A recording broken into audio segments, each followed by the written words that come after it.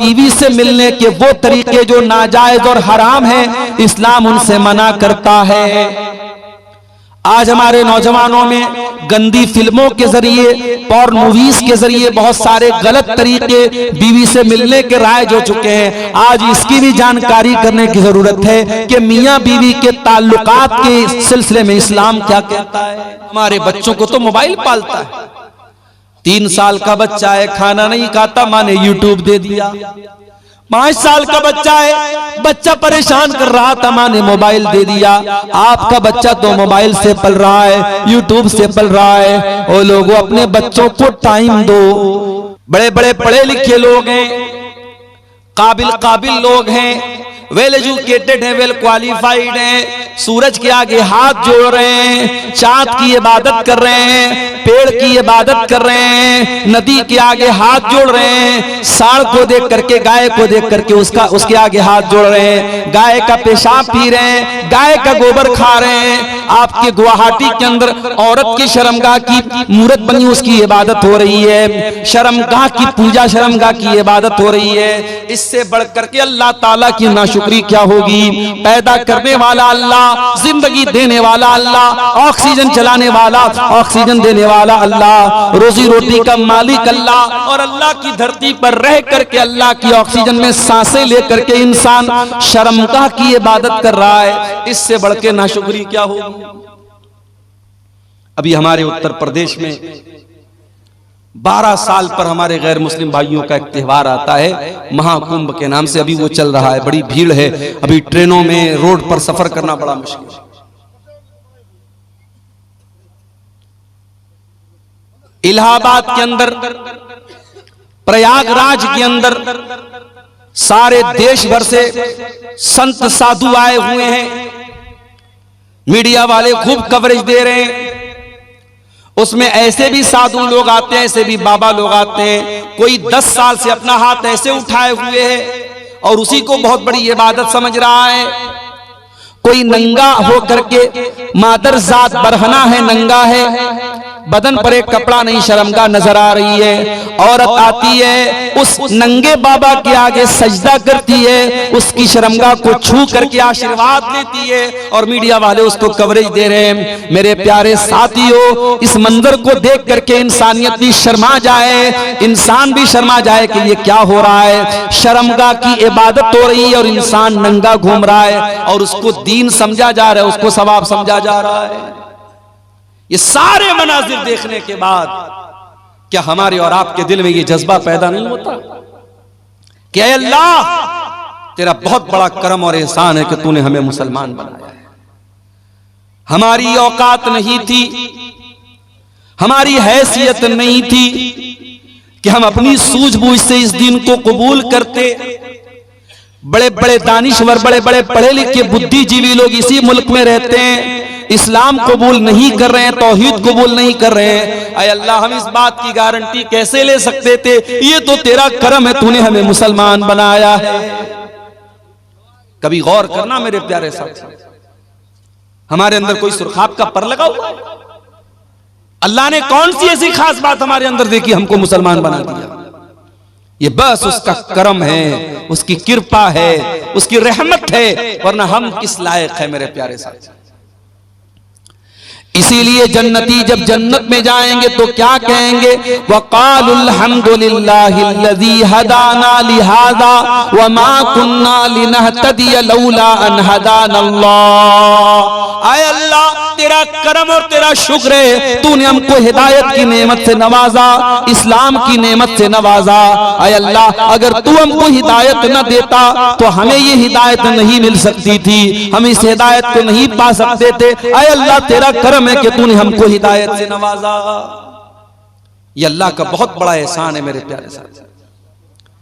इसीलिए 5 टाइम की नमाज में हम बार बार अल्लाह ताला से क्या दुआ करते हैं, इहदिना सिरातल मुस्तकीम, आय अल्लाह तू सिराते मुस्तकीम पर हमको चलाना, अपने सीधे रास्ते पर चलाना, इस्लाम के ऊपर चलाना। सिरातल लज़ीना अनअमता अलैहिम, आय अल्लाह उनके रास्ते पर चलाना जिनके ऊपर तेरा करम हुआ, तेरा इनाम हुआ। आय अल्लाह नबियों के रास्ते पर चलाना, आय अल्लाह सिद्दीकीन के रास्ते पर चलाना, आय अल्लाह शुहदा के रास्ते पर चलाना, आय अल्लाह सालिहीन के रास्ते पर चलाना। गैरिल मग़दूबि अलैहिम वलद्दाल्लीन, आय अल्लाह उनके रास्ते पर तू न चलाना जिनके ऊपर तेरा गजब नाजिल हुआ, उनके रास्ते पर न चलाना जो भटक गए। आय अल्लाह यहूद और नसारा के तरीके पर न चलाना। ये दुआ करते हैं हम सूरह फातिहा की शक्ल में, पांचों टाइम की नमाज में हर रकात में हम ये दुआ करते हैं। ये इतनी बड़ी नेमत है मेरे प्यारे साथियों इस्लाम के, इस नेमत को हम बार बार अल्लाह से, इसीलिए कुरान में हमको ये दुआ सिखाई गई, रब्बना ला तुज़िग़ क़ुलूबना बअदा इज़ हदैतना व हब लना मिन लदुनका रहमह इन्नका अंतल वह्हाब।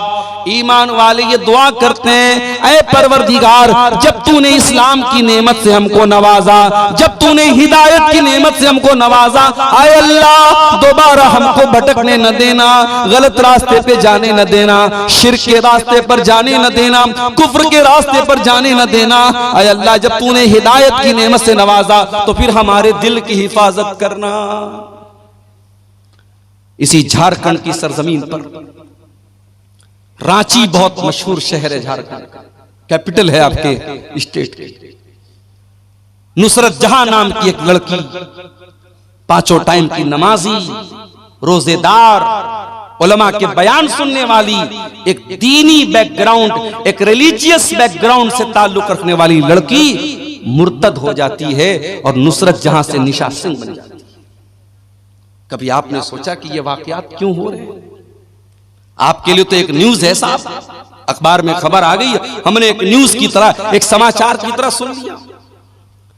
माफ करना मेरे प्यारे भाइयों, अगर आपकी कौम की कोई लड़की निशा सिंह बन रही है नुसरत जहां से, तो पूरी कौम के लिए सोचने का मकाम है। पूरी कौम के चेहरे के ऊपर बहुत बड़ा थप्पड़ है कि आप अपने दीन की अहमियत दी अपनी कौम की बच्चियों को न बता सके। ओ साल में एक बार जलसा करा करके अपनी लड़कियों को दीन सुनाने वालों, तुम्हारी बेटियां अगर दीन की अहमियत को जानती, अगर इस्लाम की नेमत को जानती, तो कोई नुसरत जहां आज निशा सिंह न बनती। इस्लाम को जाना ही नहीं हमने, इस नेमत की कद्र कीमत को जानती अगर वो औरत, तो कभी मेरे प्यारे साथियों इस्लाम को छोड़ने की जुर्रत न करती।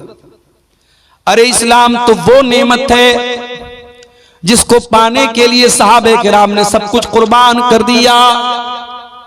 इस्लाम तो इतनी बड़ी नेमत है, सुमैया बिन्त खय्यात को देखो, जवान बेटा सामने खड़ा हुआ है।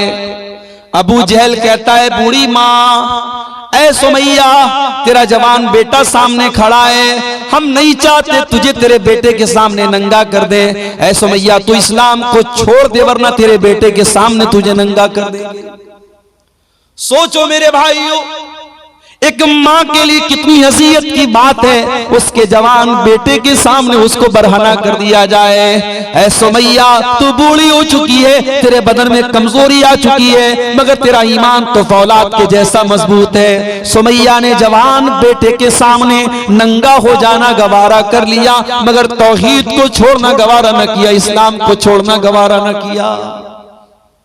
और चश्मे फलक ने वो मंजर भी देखा, एक बूढ़ी औरत के बदन से कपड़े उतार लिए गए, जवान बेटे के सामने उसको बरहना कर दिया गया।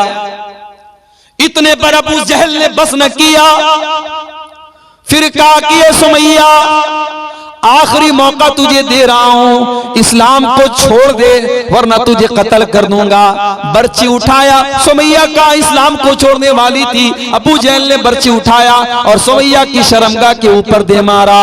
ऐ सुमैया, तू अल्लाह को प्यारी हो गई, तू शहीद हो गई, तेरे बदन का खून गिर गया, अल्लाह की राह में शहीद होने वाली तू पहली खातून बन गई और तूने दुनिया की आने वाली औरतों को ये पैगाम दे दिया, ऐ दुनिया की औरतों, तुम्हें दुनिया नाजुक समझेगी, तुम्हें दुनिया कमजोर समझेगी, तुम दुनिया को बता देना अगर औरत के पास ईमान की दौलत और ईमान की ताकत हो, औरत से ज्यादा ताकतवर कोई नहीं होता है। ईमान की दौलत अगर औरत के पास है, औरत से ताकतवर कोई नहीं होता है मेरे साथी। सुमैया से पूछो ईमान किसको बोलते हैं? ईमान की अजमत पूछना है, कोई बिलाल हबशी से पूछ ले। हाँ मेरे नौजवान साथियों, बिलाल तुम्हारी तरह स्मार्ट और हैंडसम तो नहीं था। बिलाल कोई तुम्हारी तरह घुंघराले बाल वाला तो नहीं था। बिलाल कोई तुम्हारी तरह गोरा चट्टा तो नहीं था, खूबसूरत तो नहीं था, हैंडसम तो नहीं था। बिलाल तो हबशा का एक गुलाम था, काला कलूटा था। उसकी पूरी बॉडी काली थी मगर उस काले सीने में जो दिल था, बिलाल के सीने में जो दिल था, वो दिल अल्लाह ताला की मोहब्बत से भरा हुआ था। ओ दुनिया वालों, तुमने तो जब भी देखा है लोगों की सूरतों को देखा है, लोगों के चेहरों को देखा है। आओ तुम्हें बिलाल की सीरत भी दिखाते हैं। बिलाल काले हैं, बिलाल का बदन काला है और बिलाल के काले बदन को उनका मालिक अरब के तपते हुए सहरा पर लिटा देता है। नीचे गरम गरम बालू है, नीचे गरम गरम रेत है और बिलाल के सीने पर गरम पत्थर भी रख देता है। बिलाल के सीने की चर्बी भी पिघल रही है और बिलाल की पीठ भी पिघल रही है और बिलाल का मालिक कहता है, उमैया बिन खल्फ कहता है, ऐ बिलाल, तेरे सीने की चर्बी को पिघलाना हमें अच्छा नहीं लगता, तुझे टॉर्चर देना हमें अच्छा नहीं लगता। ऐ बिलाल, हम तुझे टॉर्चर करना बंद कर देंगे, बस एक शर्त है, तू अल्लाह की तौहीद को छोड़ दे और हमारे 360 माबूदों का इकरार कर ले। हमारे साथ तू भी शिर्क का नारा लगा दे और ला इलाहा इल्लल्लाह की आवाज तू निकालना बंद कर दे। बिलाल, हम तुझे तकलीफ देना छोड़ देंगे। बिलाल की जबान से आवाज नहीं निकल रही। बिलाल कुछ कहने की पोजीशन में नहीं है मगर उस गर्म पत्थर के नीचे और उस तपते हुए सहरा में लेटे हुए बिलाल की जबान से एक लफ्ज सुनाई देता है। बिलाल कहते हैं, अहद अहद अहद, मैं जिस अल्लाह की इबादत करता हूं वो एक है, वो यकता है, वो अकेला है, मैं एक अल्लाह की इबादत करने वाला हूं। ऐ उमैया बिन खल्फ, तू अल्लाह मेरे सीने पर गरम पत्थर रख दे, तू अल्लाह मेरे बदन की चमड़ी को जला डाले। ऐ उमैया बिन खल्फ, बिलाल अल्लाह ताला की तौहीद को छोड़ने वाला नहीं है। अहद अहद, मेरा अल्लाह एक है, मेरा माबूद एक है, मेरा रब एक है। ओ लोगों, इस्लाम वो नेमत है जिसकी हिफाजत की खातिर बिलाल के सीने की चर्बी पिघल गई मगर बिलाल ने इस तौहीद को नहीं छोड़ा। ये शहादत गए उल्फत पे कदम रखना है। लोग आसान समझते हैं मुसलमान। हमने तो ये समझा मुसलमान के घर में पैदा हो गए, अब्बा ने अब्दुल्ला नाम रख दिया, अब्दुल रहमान नाम रख दिया, लड़के थे तो खतना करा दिया, बड़े हुए टोपी लगाने लगे, लुंगी पहनने लगे, बड़े का गोश्त खाने लगे। हमने तो इन चीजों को मुसलमानों की पहचान बना डाली। हो लोगों, इस्लाम इतना आसान तो नहीं है। ये तो शहादत गए उल्फत में कदम रखना है। लोग आसान समझते हैं मुसलमान होना, लोग आसान समझते हैं मुसलमान होना। इस्लाम ये फूलों की सेज नहीं है मेरे प्यारे साथियों, ये कांटों भरा रास्ता है। इस्लाम पर चलते हुए कदम कदम पर ऐसे मौके आएंगे जब आपको अपनी ख्वाहिशात का गला घोटना पड़ेगा, अपनी इच्छाओं को मारना पड़ेगा, अपनी डिजायर्स को खत्म करना पड़ेगा, तब जाकर के आप अल्लाह ताला की जन्नत को पा सकते हैं। इस्लाम ने पूरे के पूरे दाखिल हो जाओ, इस्लाम में अधूरे दाखिल मत होना। इस्लाम वो दीन है जो अल्लाह ताला का इकलौता पसंदीदा दीन है। इस्लाम के आने के बाद अब कोई और दीन अल्लाह ताला क्या स्वीकार्य नहीं होगा, एक्सेप्टेबल नहीं होगा, कबूल नहीं किया जाएगा। अल्लाह कुरान में कहता है इन्नद्दीन इंदल्लाहिल इस्लाम, अल्लाह ताला के यहाँ अगर कोई दीन कबूल होगा तो इस्लाम होगा। अल्लाह फरमाता है वमन यब्तगी गैरल इस्लाम दीनन फलन युक़बल मिन्हु व हुवा फिल आखिरति मिनल खासिरीन। तुम इस्लाम को छोड़ करके कोई और मजहब लेकर के आओगे, तुम जितनी भी नेकी का पहाड़ लेके आ जाओ, अगर इस्लाम के अलावा कोई और मजहब लेकर के आओगे कबूल नहीं किया जाएगा। दुनिया के और मजहब में अल्लाह को खुश करना है, शादी नहीं कर सकते। बड़े बड़े ईसाइयों के गिरजाघरों में चले जाओ, वहां आपको ऐसी औरतें मिलेंगी जिनको नन कहा जाता है। ये नन वो औरतें होती हैं जो जिंदगी भर शादी नहीं करती हैं, जो अपने आप को चर्च के लिए खास कर लेती हैं। उनका अकीदा ये होता है अगर अल्लाह ताला को राजी करना है, खुश करना है, तो हम शादी नहीं करेंगे, हम शौहर के पास नहीं जाएंगे, हम सारी जिंदगी चर्च में रहेंगे। उनको नन कहा जाता है। ये अकीदा है ईसाइयों का। हमारे हिंदू भाइयों क्या एक अकीदा है, अगर आपको ईश्वर को प्रसन्न करना है, अल्लाह को खुश करना है, तो आपको ब्रह्मचारी बनना पड़ेगा, दुनिया को त्यागना पड़ेगा, पत्नी से दूर रहना पड़ेगा, बच्चों से दूर रहना पड़ेगा, दुनिया को मोह माया समझ करके दुनिया को त्याग देना होगा, दुनिया को छोड़ देना होगा। जरा सोचो मेरे प्यारे साथियों, अगर ये तसव्वुर इस्लाम का भी होता तो कितनी परेशानी होती।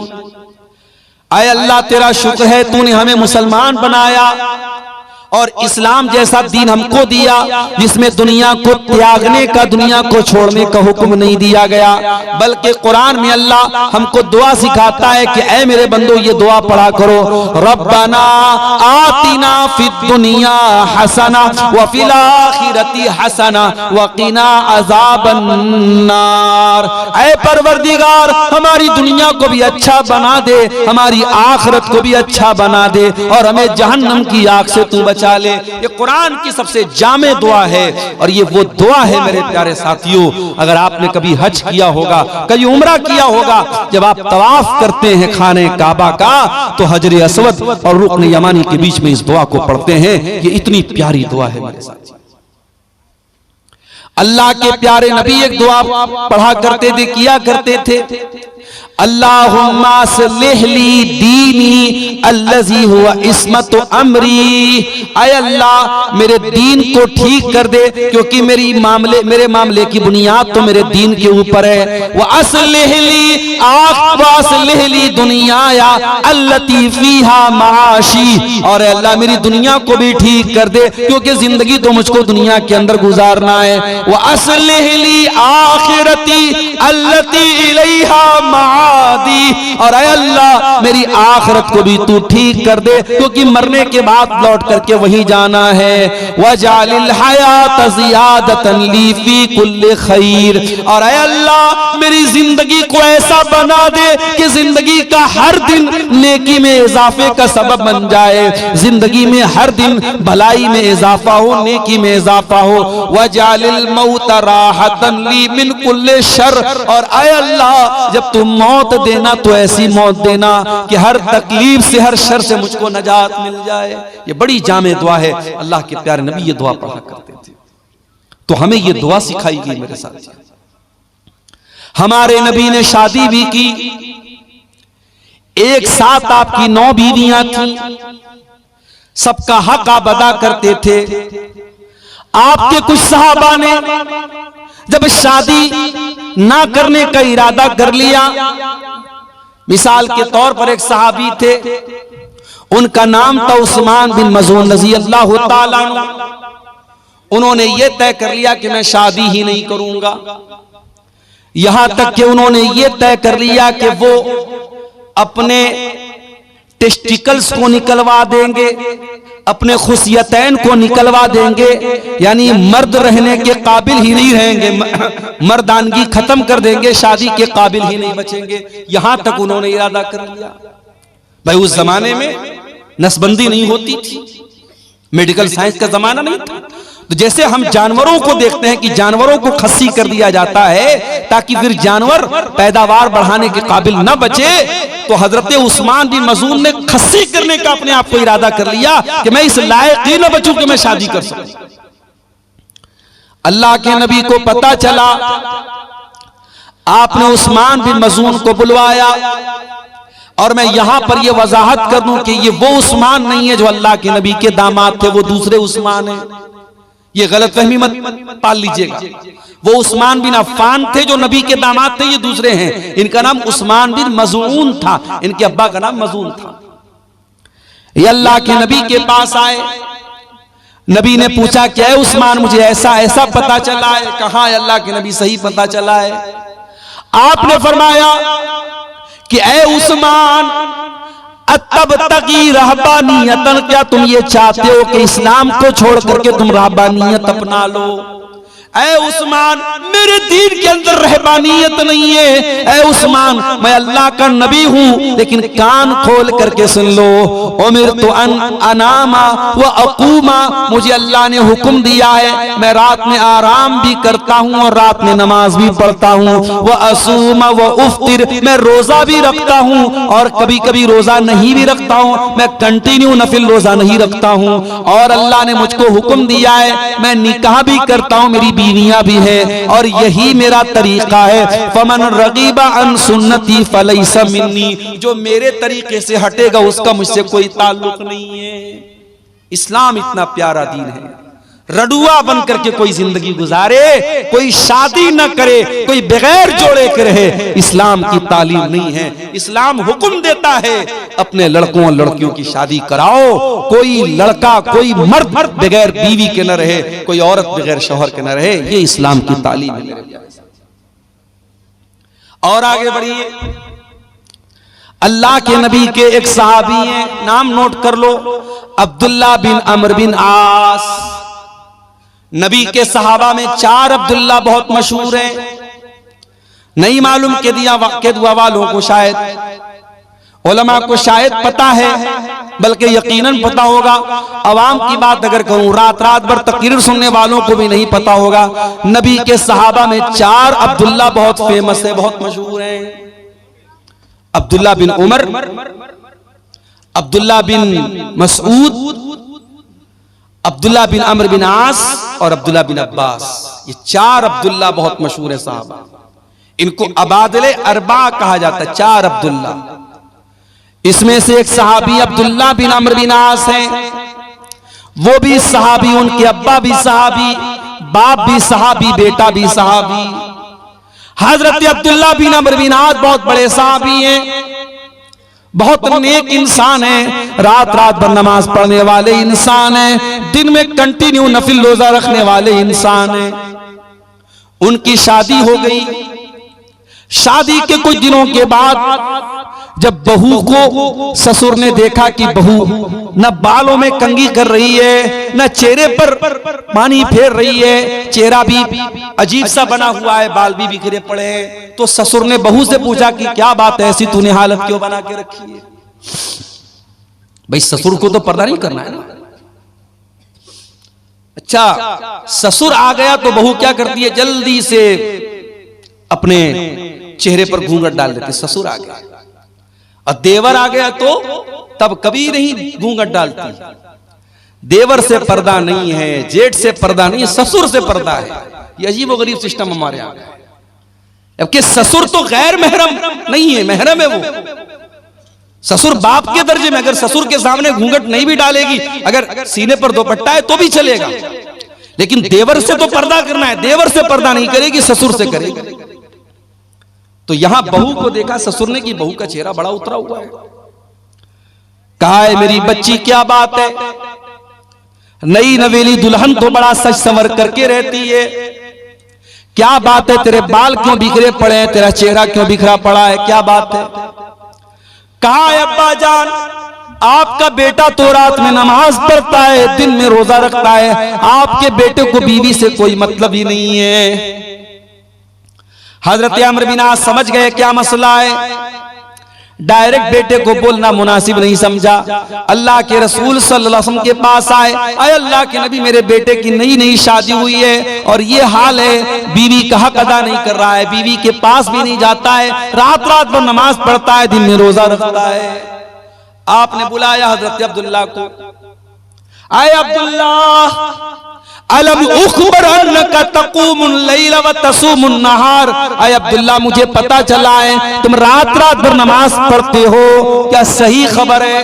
हाँ अल्लाह के नबी सही बात है। आए अब्दुल्ला मुझे पता चला है तुम दिन में कंटिन्यू रोजा रखते हो, क्या सही खबर है? हाँ अल्लाह के नबी सही खबर है। आए अब्दुल्ला कल तक अकेले थे, आज शादी हो चुकी है, बीवी तुम्हारे घर आ चुकी है। अरे अब्दुल्ला कान खोल करके सुन लो, देखो मुझे देखो, मैं नमाज भी पढ़ता हूँ और रात में आराम भी करता हूँ, मैं रोजा भी रखता हूँ और कभी कभी रोजा नहीं भी रखता हूँ, मैं कंटिन्यू नफिल रोजा नहीं रखता हूँ और मैंने निकाह भी किया है। अरे अब्दुल्ला इन्ना लिअयनिका अलैका हक्का व इन्ना लिज़ौजिका अलैका हक्का व इन्ना लिरब्बिका अलैका हक्का। अरे अब्दुल्ला तेरे शरीर का भी तेरे ऊपर हक है, तेरी बीवी का भी तेरे ऊपर हक है, तेरे रब का भी तेरे ऊपर हक है। अरे अब्दुल्ला अल्लाह का हक भी अदा करो, बीवी का हक भी अदा करो, मेहमान का हक भी अदा करो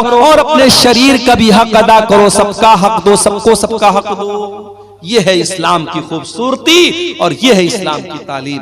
मेरे प्यारे साथियों, वो प्यारा दीन हमें और आपको मिला है, मगर हमने क्या किया, हमने इस इस्लाम को बहुत लिमिटेड बना दिया। मस्जिद के अंदर आए, अल्लाहु अकबर, हाथ कहां बांधा, सीने पर बांधा, क्यों बांधा? अब्दुल गफ्फार साहब नमाज में हाथ कहां बांधना है? अब्दुल गफ्फार साहब ने हदीस पढ़ के सुनाई, अल्लाह के नबी सीने पर हाथ बांधते थे, आपने बराबर सीने पर हाथ बांधा। रुकू में गए, मौलवी साहब जब रुकू में जाएंगे तो पीठ कैसी होगी? मौलवी ने हदीस पढ़ के सुनाई, जब तो रुकू में जाए तो पीठ बिल्कुल बराबर होनी चाहिए, सर के लेवल के बराबर होनी चाहिए, न ऊंची होनी चाहिए न नीची होनी चाहिए। रुकू से उठा, समी अल्लाहु लिमन हमीदा रब्बना वलकल हम्दु हम्दन कसीरन तय्यबन मुबारकन फी। सजदे में गया, मौलवी साहब सजदा करते वक्त कौन कौन सी चीजें जमीन पर होनी चाहिए? मौलवी साहब ने हदीस पढ़ के सुनाई, अल्लाह के प्यारे नबी फरमाते हैं, उमिरतु अन अस्जुदा अला सबती आज़ुम, मुझे हुक्म दिया गया है कि सजदे के अंदर 7 हड्डियां जमीन पर होनी चाहिए। दोनों हाथ जमीन पर होना चाहिए, दोनों पैर का घुटना जमीन पर होना चाहिए, दोनों पैर का पंजा, पैर की जो हथेली है वो जमीन पर होनी चाहिए, और इसी तरीके से माथा और नाक, माथा और नाक दोनों एक में है। ये 7 चीजें सजदे में होनी चाहिए। नमाज में आप मुकम्मल हदीस को फॉलो करें। एक एक मसला पूछ रहे हैं मौलवी साहब।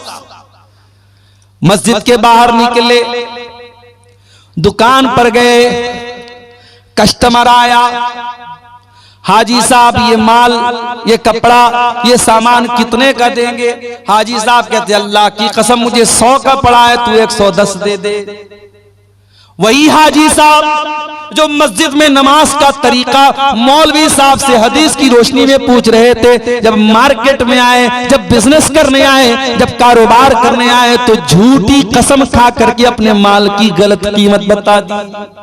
ओ लोगों, तुमने ये क्यों समझ लिया कि इस्लाम तुम्हारे कारोबार पर अप्लाई नहीं होता? इस्लाम कारोबार से बाहर किसी चीज का नाम है। ओ लोगों, इस्लाम एक मुकम्मल साबित हयात का नाम है, इस्लाम एक मुकम्मल लाइफ स्टाइल का नाम है। इस्लाम अगर आपको नमाज पढ़ने का तरीका बताता है तो इस्लाम आपको कारोबार करने का तरीका भी बताता है। जब आप बिजनेस करेंगे, कारोबार करें, अल्लाह के नबी ने फरमाया कि वहां झूठ नहीं बोलना है, वहां धोखाधड़ी नहीं करना है, वहां किसी हराम माल का बिजनेस नहीं करना है। कारोबार करने का भी आपको तरीका बताया गया। यहां तक कि जब आप पेशाब करने जाते हैं, लेटरीन करने जाते हैं, इस्तिंजा कैसे करना है उसका भी तरीका बताया गया। घोड़े और कुत्ते की तरह खड़े होकर के पैंट की जिप खोल करके कहीं पर भी पेशाब कर लेना और शर्मगाह को न धुलना, इस्तिंजा न करना, माफ करना, ये मुसलमान का तरीका नहीं है, ये जानवरों का तरीका है, मुसलमान का तरीका नहीं है। हजरत सलमान फारसी रजी अल्लाह ताला अन्हु के पास एक मर्तबा यहूदी आए और यहूदियों ने आकर के मजाक उड़ाते हुए कहा कि ऐ सलमान फारसी, तुम्हारे नबी ने तो तुम्हें सब कुछ सिखाया है, तो ये भी सिखाया होगा पेशाब कैसे किया जाए, पाखाना कैसे किया जाए। कहा कि हाँ ऐ यहूदियों, हमारे नबी ने पेशाब और पाखाना करने का तरीका भी हमको बताया है। अमरना अल्लाह नस्तकबिल क़िबलत वला नस्तदबिरहा, हमारे नबी ने हमें हुक्म दिया है जब इस्तिंजा करने बैठे तो किबला की तरफ, पश्चिम की तरफ न चेहरा करें न पीठ करें। और हमारे नबी ने हमको मना किया कि 3 से कम ढेले के जरिए इस्तिंजा न करें। और हमारे नबी ने मना किया कि हम गोबर या हड्डी से इस्तिंजा न करें। ये 3 हुक्म हमारे नबी ने तो हमें पेशाब और पाखाना करने का दिया है। गोया यहूदी तो मजाक उड़ाने के लिए आए थे, मगर सलमान फारसी ने जवाब दे दिया कि ऐ यहूदियों, तुम सही कह रहे हो, हमारे नबी ने हमारे लिए कोई चीज नहीं छोड़ी, हमारे नबी ने हमें पेशाब और पाखाना करने का तरीका भी हमको बताया। शादी हो गई आपकी, बीवी के पास आपको मिलने जाना है। हो सकता है ये टॉपिक दुनिया के लिए बहुत अजीब व गरीब टॉपिक हो, इस टॉपिक पर बात करना है गुनाह माना जाता हो, लेकिन इस्लाम इस टॉपिक पर भी बात करता है और बीवी से मिलने के वो तरीके जो नाजायज और हराम हैं, इस्लाम उनसे मना करता है। आज हमारे नौजवानों में गंदी फिल्मों के जरिए, पॉर्न मूवीज के जरिए बहुत सारे गलत तरीके बीवी से मिलने के राइज हो चुके हैं। आज इसकी भी जानकारी करने की जरूरत है कि मियां बीवी के ताल्लुकात के सिलसिले में इस्लाम क्या कहता है। बहुत सारे गलत और नाजायज तरीके राइज हो चुके हैं और हमारे नौजवानों में जो बहुत सारे तरीके ऐसे मशहूर हो चुके हैं शहवत पूरी करने के जो हराम और नाजायज है। कोई अपने हाथों से अपनी शहवत को बर्बाद कर रहा है, अपने शरीर को बर्बाद कर रहा है, और कोई शादीशुदा इंसान अपनी बीवी के साथ जो नेचुरल तरीका है उससे हट करके गैर फितरी तरीके से, जानवरों से भी बदतर जो तरीका है, उस तरीके के साथ अपनी बीवी के पास जाता है। मेरे प्यारे साथियों, इस्लाम ने बीवी से मिलने के आदाब भी हमको बताए हैं। अल्लाह के नबी फरमाते हैं, इज़ा अता अहदुकुम अहलहू, जब तुम में से कोई अपनी बीवी के पास जाए तो मुलाकात करने से पहले ये दुआ पढ़े, बिस्मिल्लाह अल्लाहुम्मा जन्निबना शैतान व जन्निबिश शैतान मा रज़क़तना। ये दुआ पढ़ने के बाद अपनी बीवी के पास जाए अल्लाह के नाम से, ऐ अल्लाह तू हमें शैतान से बचा और हमारी पैदा होने वाली औलाद को भी तू शैतान से बचा। अल्लाह के प्यारे नबी फरमाते हैं, अगर कोई ये दुआ पढ़ने के बाद बीवी से मुलाकात करेगा, अगर औलाद पैदा होगी, अगर अल्लाह ने मुकद्दर में औलाद लिखी है, तो शैतान उस औलाद को नुकसान नहीं पहुंचाएगा। बड़ी छोटी सी दुआ है, लेकिन आज हमें से बहुत सारे लोग बड़े दीनदार हैं, मगर ये छोटी छोटी बातें हैं। मेरे प्यारे साथियों, इस्लाम तो हमें बीवी से मिलने के आदाब भी हमको बताता है। और आगे बढ़िए, शादी ब्याह उसको हमने बिल्कुल खारिज कर दिया इस्लाम से। चाहे आपके इस इलाके की अंसारी बिरादरी हो, चाहे हमारे बनारस के अंसारी समाज के लोग हों, चाहे आपके कटिहार के शेरशाबादी समाज के लोग हों, मुसलमानों में शादी में बहुत सारी फजूल किस्म की रस्मों रिवाज आ गई। कहीं जहेज धड़ल्ले से चल रहा है, बाकायदा डिमांड हो रही है। हमारे पहचान के एक साहब हैं, वो बिहार, एक बेतिया एक जगह है बिहार में, बेतिया के रहने वाले, कई बेटियां हैं उनकी, सरकारी टीचर हैं। तो एक मर्तबा उनकी किसी बेटी का रिश्ता लगा, तो मैंने पूछा कि मास्टर साहब आपकी बेटी का जो रिश्ता लगा है लड़का क्या करता है? तो कहा कि लड़का राजगीर का काम करता है, जो मकान वगैरह बनता है मिस्त्री का काम करता है। तो जाहिर है मिस्त्री का काम करता है तो एक लेबर क्लास का ही काम है, कोई बहुत हाई फाई काम तो नहीं है। तो उन्होंने कहा, रोते हुए कहा, बड़े दर्द के साथ कहा कि मौलाना साहब राजगीर का काम करता है वो लड़का, लेकिन 5 लाख रुपए की डिमांड किया है उसने जहेज। क्या कहेंगे आप? जितना क्वालिफाइड दामाद है उसी के हिसाब से डिमांड हो रही है, और जहेज मांगने वाला भी पक्का मुसलमान और जहेज देने वाला भी पक्का मुसलमान। मेरे प्यारे साथियों, नबी के दौर में हजारों शादियां हुई, नबी ने 11-11 शादियां की, नबी ने 4 बेटियों की शादी की, सहाबे किराम ने निकाह किया। न वहां बारात था, न वहां जहेज था, न वहां मंगनी की रस्म थी, न वहां हल्दी की रस्म थी। बड़े सिंपल तरीके से निकाह हो जाता था। हमारे यहाँ आज शादी ब्याह में पूरा का पूरा सिस्टम ही गड़बड़ है। बस एक काम सुन्नत के मुताबिक होता है, बल्कि वो भी सुन्नत के मुताबिक नहीं होता है। निकाह पढ़ाने के लिए हम मौलवी साहब को बुलाते हैं, और मौलवी साहब बेचारे आते हैं और बाकायदा लड़का के पास निकाह कबूल कराने के पहले लड़की के पास जाते हैं और लड़की से कबूल करवाते हैं। हमारे बनारस में भी ये रिवाज है। मैं तो कई बार तकरीरों में बोल चुका हूं कि भाई लड़की के पास काजी साहब, मौलवी साहब को जाकर के कबूल करवाने की कोई जरूरत नहीं है।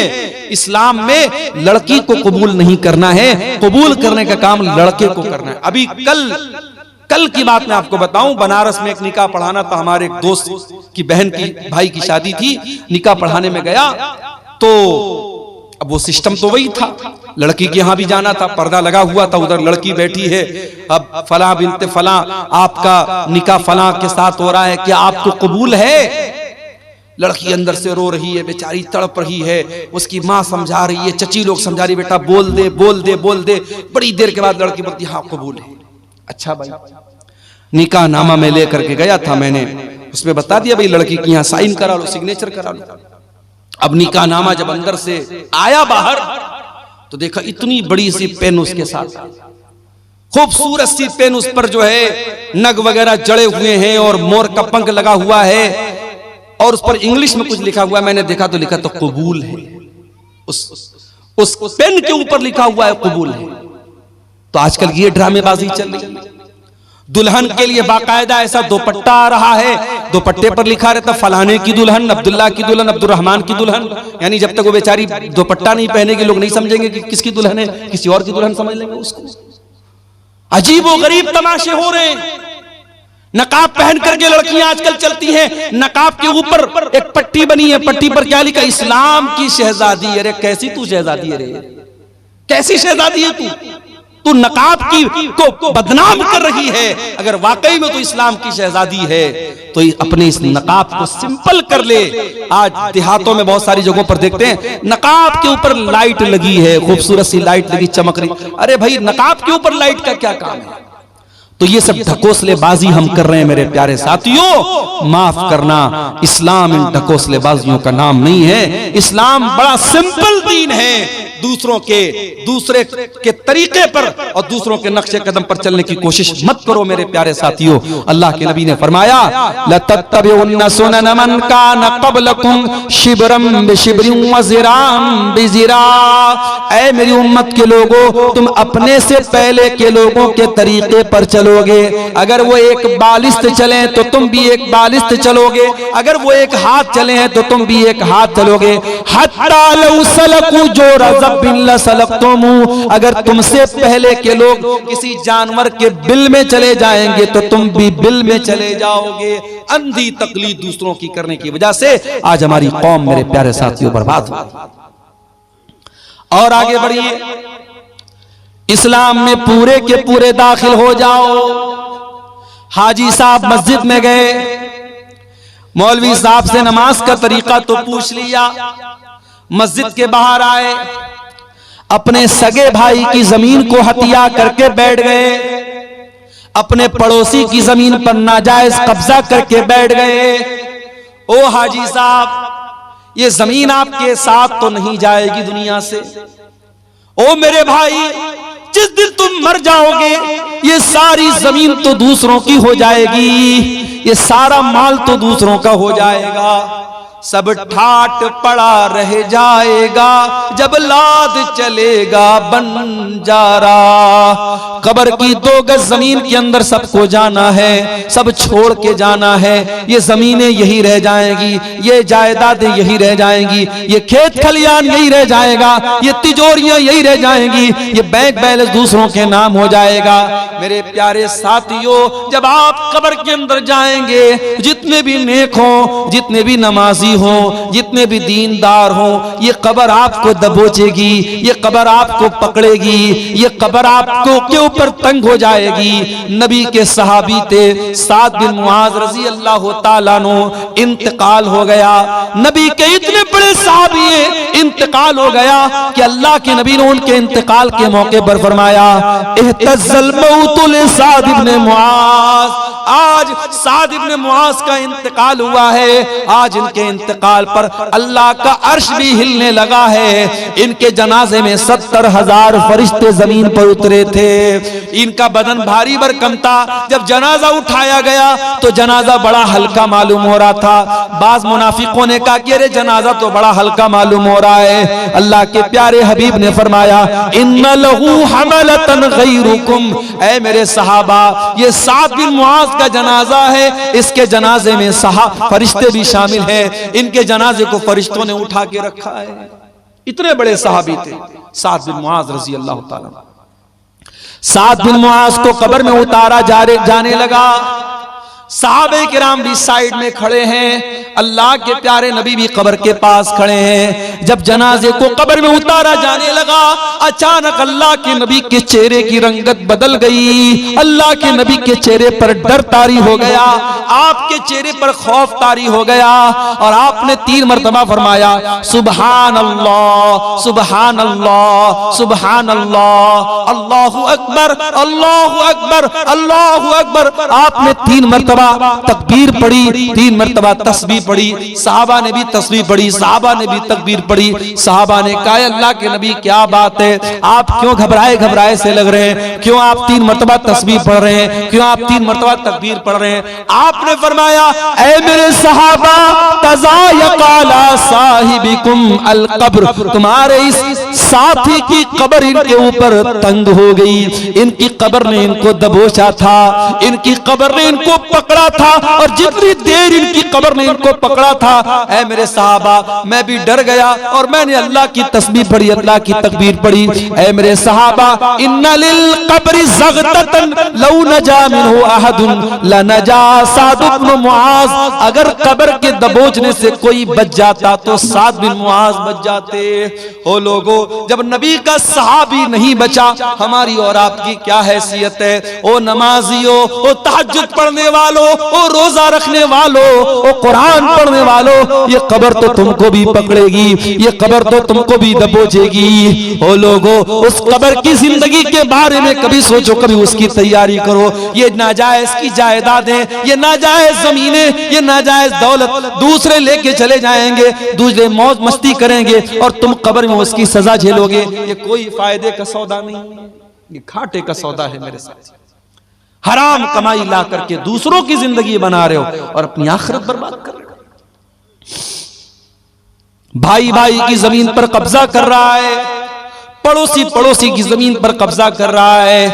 अल्लाह के नबी फरमाते हैं, ओ लोगों, कान खोल करके सुन लो, मैं एक इंसान हूं, मेरा फैसला गलत भी हो सकता है। हो सकता है कि 2 लोग जमीन का फैसला मेरे पास कराने के लिए आए और एक इंसान बड़ी चिकनी चुपड़ी बात करने वाला हो और उसकी बात के फेवर में मैं फैसला कर दूं और दूसरे के खिलाफ कर दूं, जिसका हक था उसको न मिले दूसरे को दे दूं। ऐसा हो सकता है, मैं इंसान हूं, मुझसे गलती हो सकती है। ऐ मेरे सहाबा, अगर कभी ऐसा हो जाए और जमीन जिसकी नहीं थी मैंने जमीन उसके हक में दे दी, तो कान खोल करके सुन लो, इन्नमा अक़तउ लहू क़िताअतम मिनन नार, मैं जमीन का टुकड़ा नहीं दे रहा हूं, मैं जहन्नम की आग का टुकड़ा दे रहा हूं। ओ जमीनों में बेईमानी करने वालों, ओ जायदादों में दूसरों का हक मारने वालों, अल्लाह के वास्ते तौबा कर लो। ये जमीनें तुम्हारे साथ कब्र में नहीं जाएंगी, ये जायदादें तुम्हारे साथ कब्र में नहीं जाएंगी।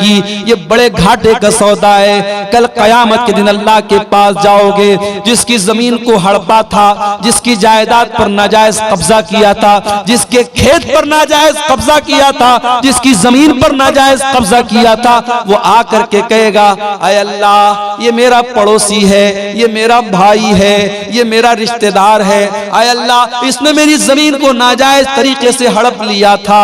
अल्लाह वहां ये नहीं कहेगा, ऐ बंदे तू जमीन के बदले जमीन दे दे, तू पैसे के बदले पैसा दे दे। दुनिया में पैसे के बदले पैसा दे सकते हो, जमीन के बदले जमीन दे सकते हो। अल्लाह के यहाँ करेंसी चेंज हो जाएगी। सऊदी अरब में इंडिया का पैसा नहीं चलता, पाकिस्तान में इंडिया का पैसा नहीं चलता, बांग्लादेश में टका चलता, इंडिया का पैसा नहीं चलता, रियाल सऊदी अरब में रियाल चलता, इंडिया का पैसा नहीं चलता। ओ लोगों, कयामत के दिन की करेंसी क्या होगी? वहां दुनिया का पैसा नहीं चलेगा, वहां दुनिया की जमीन नहीं चलेगी। वहां अगर किसी का हक मारा है तो आपको अपनी नेकी देना पड़ेगा, आपको अपनी नमाज देना पड़ेगा, आपको अपना रोजा देना पड़ेगा, आपको अपना सदका खैरात देना पड़ेगा, आपको अपनी ज़कात देनी पड़ेगी। और जब सारी नेकी खत्म हो जाएगी और फिर भी कोई लाइन में खड़ा है, ऐ अल्लाह इसने मेरा भी हक मारा है, मेरी जमीन पर भी कब्जा किया है, मेरे साथ भी ज्यादती की है, अल्लाह के नबी फरमाते हैं कि फिर सामने वाले के गुनाह इसके ऊपर लादे जाएंगे और जो इंसान दुनिया से बहुत सारी नेकी लेकर के आया था, वही इंसान गुनाहों से लदा हुआ जहन्नम की आग में फेंक दिया जाए। इसलिए मेरे प्यारे साथियों, मैं फिर से वही आयत पढ़ रहा हूं सूरह बकरा की, या अय्युहल्लज़ीना आमनू उदखुलू फिस्सिल्मि काफ़ा, ऐ ईमान वालो इस्लाम में पूरे के पूरे दाखिल हो जाओ। अपने कारोबार में भी मुसलमान बनो, अपनी जमीन जायदाद के मामले में भी मुसलमान बनो, हुकूकुल्लाह के मामले में भी मुसलमान बनो, हुकूकुल इबाद के मामले में भी मुसलमान बनो। अगर बाप हो एक अच्छे बाप बनो, बेटे हो एक अच्छे बेटे, शौहर हो एक अच्छे शौहर, सारे गांव के लिए बहुत अच्छे हो। बीवी से कभी प्यार से बात नहीं करते, अरे तू कैसा नबी का मानने वाला है?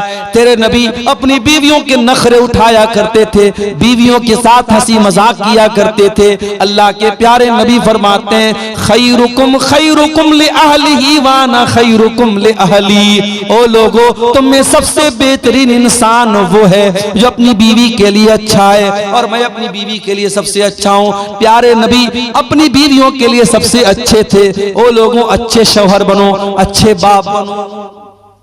आज तो हमारा हाल क्या है? हमारे बच्चों को तो मोबाइल पालता है। 3 साल का बच्चा है, खाना नहीं खाता, माँ ने यूट्यूब दे दिया। 5 साल का बच्चा है, बच्चा परेशान कर रहा था, माँ ने मोबाइल दे दिया। आपका बच्चा तो मोबाइल से पल रहा है, यूट्यूब से पल रहा है। ओ लोगों, अपने बच्चों को टाइम दो। एक मर्तबा ट्रेन में मैं सफर कर रहा था, एक गैर मुस्लिम लड़का लड़की आपस में बात कर रहे। मुझे नहीं मालूम कि भाई बहन थे या मियाँ बीवी थे या कौन थे, मुझे नहीं मालूम, आपस में बात कर रहे थे।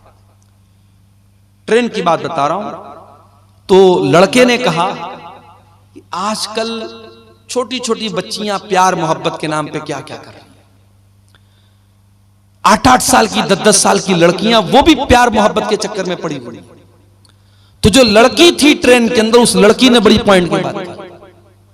उसने कहा कि छोटी छोटी बच्चियां अगर गलत रास्ते पर जा रही हैं तो ये जिम्मेदारी किसकी है कि उनको सही गलत का फर्क बताएं? ये जिम्मेदारी माँ बाप की है, ये जिम्मेदारी गार्जियन की है। तो लड़का बोला कि गार्जियन कितना ध्यान देगा, गार्जियन कितना भी देखेगा। तो लड़की ने कहा कि गार्जियन अपने आप को झोंक दे। आज का दौर वो दौर है। वो गैर मुस्लिम लोग थे, उनकी बातें, मैं ट्रेन में बैठा था। आजकल का तो माहौल ऐसा है, ट्रेन पर भी आप ज्यादा किसी से बात नहीं कर सकती, अपनी अपनी सीट पर आदमी बैठा रहता है। लेकिन वो बातचीत जो हो रही थी, मैं सुना तो मुझे वो बात बड़ी वजनदार लगी। उस लड़की ने कहा कि आज के दौर में अगर अपनी बच्चियों की परवरिश करना है तो अपने आप को कुर्बान करना पड़ेगा, तब आप बच्चियों की परवरिश कर सकते हैं। मेरे प्यारे साथियों, जमाना बड़ा नाजुक है। आपकी जवान होने वाली बेटियों को बहकाने के लिए हजारों रास्ते मौजूद हैं। फेसबुक मौजूद है, इंस्टाग्राम मौजूद है, व्हाट्सएप मौजूद है, स्कूल का गंदा माहौल है, कॉलेज का गंदा माहौल है, सोशल मीडिया है, इलेक्ट्रॉनिक मीडिया है, प्रिंट मीडिया है, शैतान के फितने हैं। आपकी जवान होने वाली नस्ल को बर्बाद करने के बहुत सारे रास्ते हैं। अगर आपने ध्यान न दिया, अगर आपने अपने आप को कुर्बान नहीं किया अपने बच्चों की तरबियत के लिए, कल पछताना पड़ेगा। अगर आपने आज ध्यान न दिया, कल बहुत सारी नुसरत जहां ऐसी सामने आ जाएंगी जो निशा सिंह बन जाएगी। आपकी मुसलमान लड़कियां बड़ी तेजी के साथ मुर्तद हो रही हैं। मैं झारखंड में गांव गांव जाके कह रहा हूं, मैं बिहार के गांव गांव जाके कह रहा हूं, ओ लोगों अपनी औरतों को दीन पहुंचा दो। साल में एक बार जलसा कराने से काम नहीं चलेगा।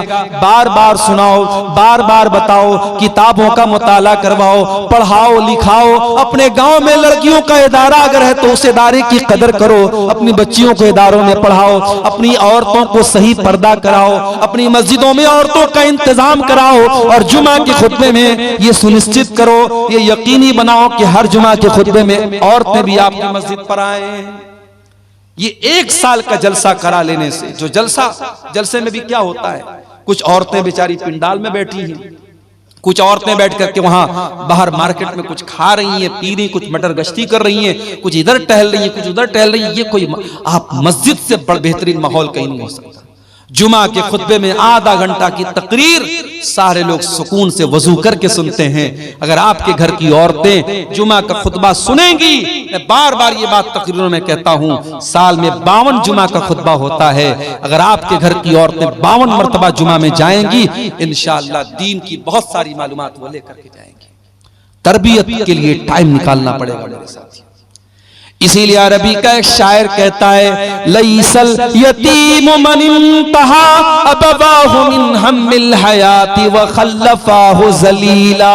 अरे यतीम वो नहीं है जिसके माँ बाप दुनिया से चले गए हो। इन्नल यतीम हुवल्लज़ी तल्का लहू उम्मन तखल्लत औ अब मशगूला। अरे यतीम तो वो बच्चा है जिसकी माँ के पास समय नहीं है, जिसके बाप के पास टाइम नहीं है, जो अपने बच्चों की तरबियत के लिए वक्त नहीं निकालता है।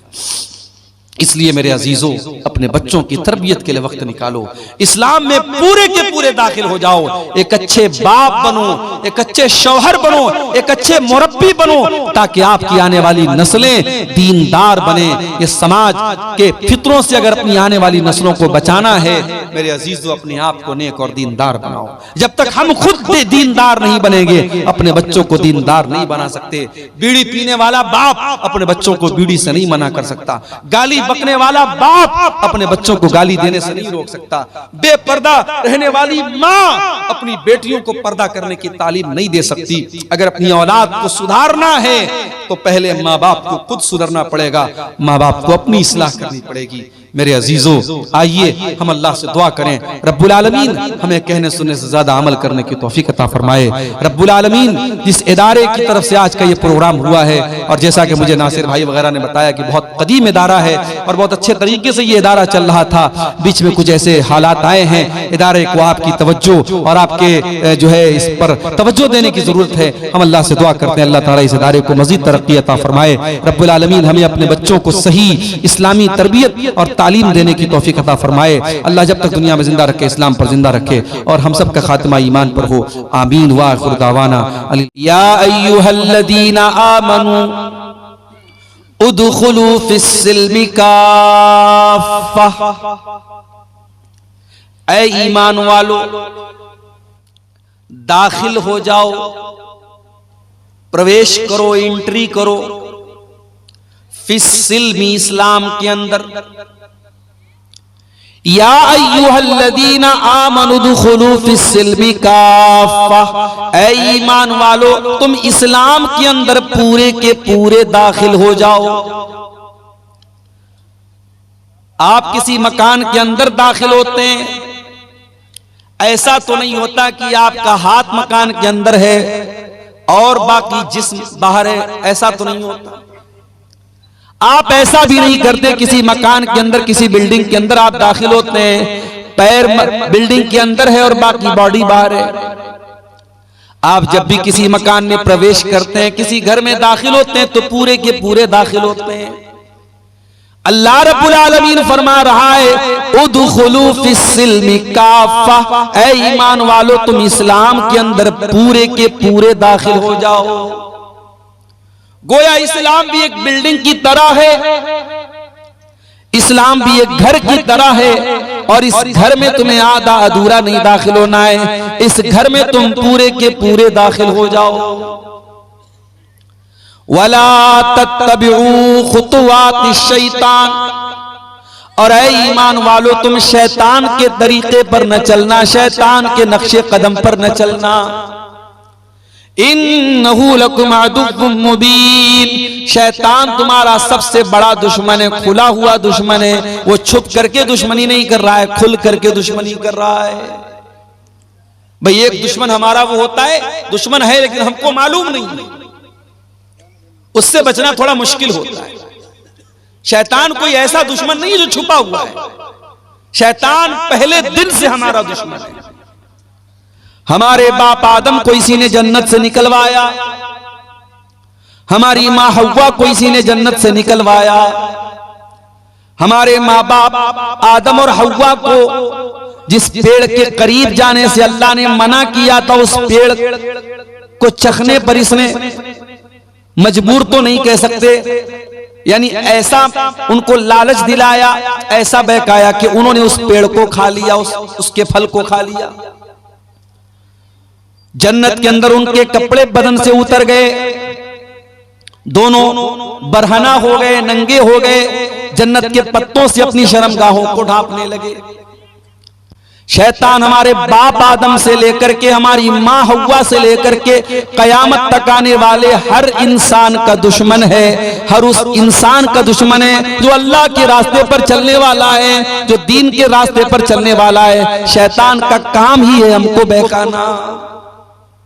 शैतान तो वादा करके आया अल्लाह ताला से, शैतान खामोश नहीं बैठा है, शैतान वादा करके आया है।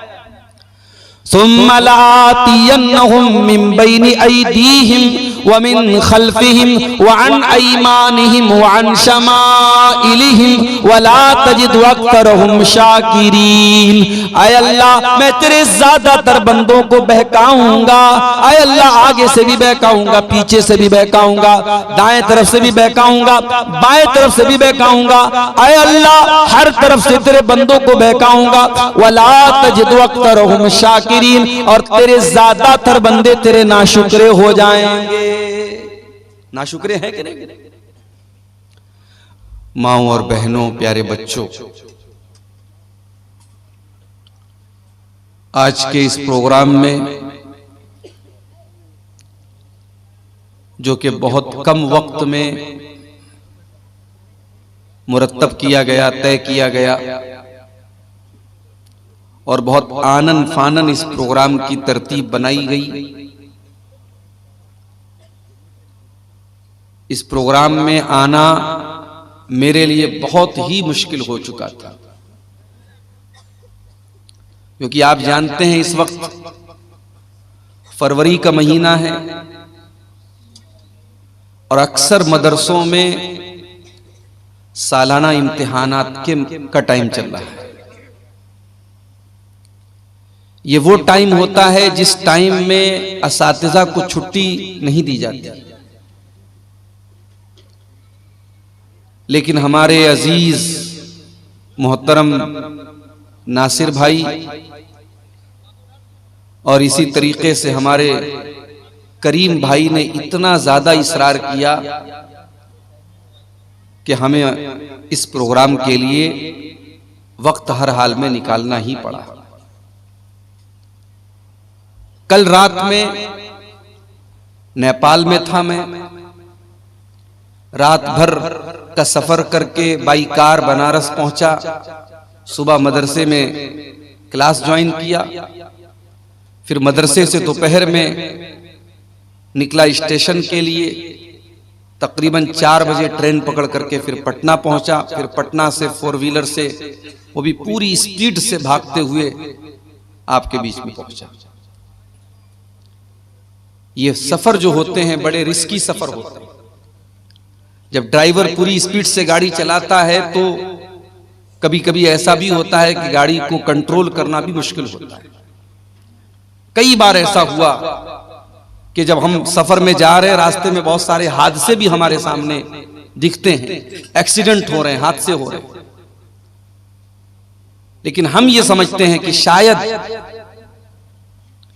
चूंकि ये सफर हमारा अल्लाह के दीन की तबलीग के लिए हो रहा है, इस सफर में पहुंचने के बाद रात के तकरीबन 2 बज रहे हैं, मुझे आपके सामने कुरान पढ़ना है, हदीसें पढ़नी है, अल्लाह और उसके रसूल की बातें पेश करनी है।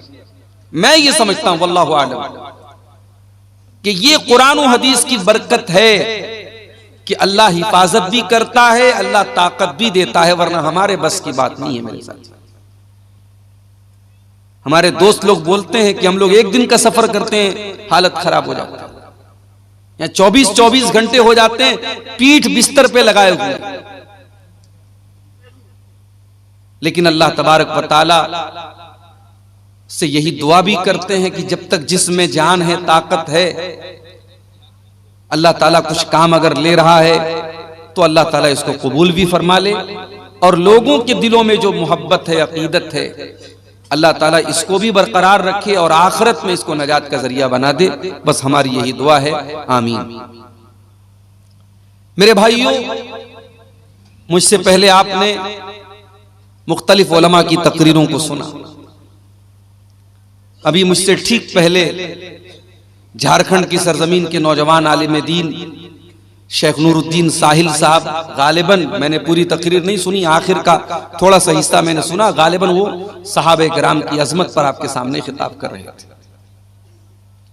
उनके पहले झारखंड ही की सरजमीन से आए हुए शेख अबुल कलाम सलफी हफिज़हुल्लाह ने कयामत के ताल्लुक से बहुत सारी बातें आपके सामने रखी।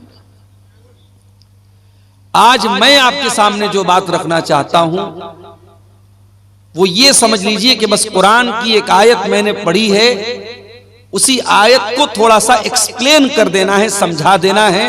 अगर वो बात हमारी समझ में आ गई तो समझिए कि हमारी तकरीर कामयाब हो गई। तो आइए पहले कुरान करीम की उस आयत का तर्जमा और मतलब देखते हैं जो अभी मैंने आपके सामने खुतबे मसनूना के बाद पढ़ी। यह आयत सूरतुल बकरा की है, कुरान के दूसरे पारे की आयत।